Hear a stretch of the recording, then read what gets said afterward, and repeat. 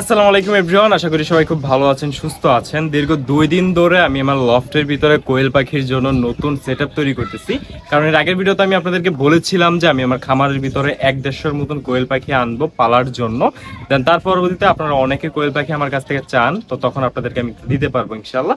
তো কোয়েল পাখির জন্য আমি কিভাবে সেটআপটা তৈরি করছি সেটা দেখাবো আজকের ভিডিওতে। তো চলেন, লফটের ভিতরে চলে আসছি। এখন আপনাদেরকে দেখাবো আমি 2 দিন ধরে কি তৈরি করতেছিলাম।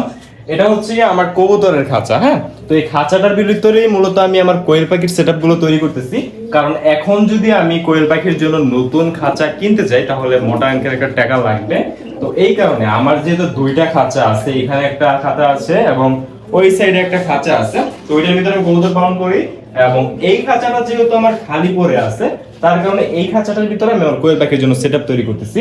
তো এই উপরের যে খাঁচাটা দেখতেছেন, এটা যারা আমার আগে থেকে ভিডিও দেখেন তারা হয়তো জানেন এই খাঁচাটা আমি আগে তৈরি করেছিলাম কোয়েল পাখি পালার জন্য। এখন যেহেতু আমরা একটু বেশি করে কোয়েল পাখি আনবো, তো সেই কারণে আমরা এখানে আরো 2টা খোপ নতুন করে আর কি সেটআপ তৈরি করছি। কিভাবে করছি ওটা একটু আপনাদেরকে বলি। তো সেটা হচ্ছে এই হচ্ছে প্লাস্টিকের নেট। হ্যাঁ, প্লাস্টিকের নেট। এই নেটগুলো আমি কিনে আনছি। এই নেটগুলো 2 জায়গায় ব্যবহার করছি। একটা হচ্ছে কি যে ভিতরে, এটা যেহেতু কবুতরের খাঁচা, গ্যাপগুলো খুবই বেশি, কোয়েল পাখি বের হয়ে যাওয়ার একটা চান্স আছে এবং নিচ দিয়ে ওরা ঠিকঠাক মতো দাঁড়াতে পারবে না, দৌড়াতে পারবে না।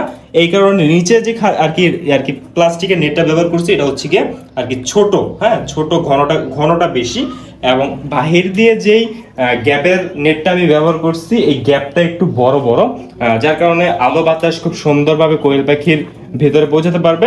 আমি আগে একটা ভুল করছিলাম, সেটা হচ্ছে উপরে যে খাঁচাটা তৈরি করছিলাম তখন গ্যাপটা ছোট ছোট দিছিলাম, যেটা কিনা মনে হয়েছে যে পরবর্তীতে এটা করাটা ঠিক হয় নাই। দেন পরবর্তীতে এখন যে 2টা নতুন কোয়েল পাখির খাঁচা আমি তৈরি করছি, ওই 2টা খাঁচার ভিতরেই সামনে দিয়ে দিছি হচ্ছে কি আমরা বড় গ্যাপের নেটগুলা এবং ভিতরে দিয়ে দিছি হচ্ছে কি ছোট গ্যাপের নেটগুলা। আশা করি যে আমরা আমাদের এই খাঁচার ভিতরে 1 থেকে 150 কোয়েল পাখি খুব সুন্দরভাবে রাখতে পারবো। তো আপনারা অবশ্যই নিচে কমেন্ট করে জানাবেন। এই একটা মোট 3টা খাঁচা আছে। হ্যাঁ, 3টা কোয়েল পাখির জন্য খাঁচা আমরা তৈরি করছি।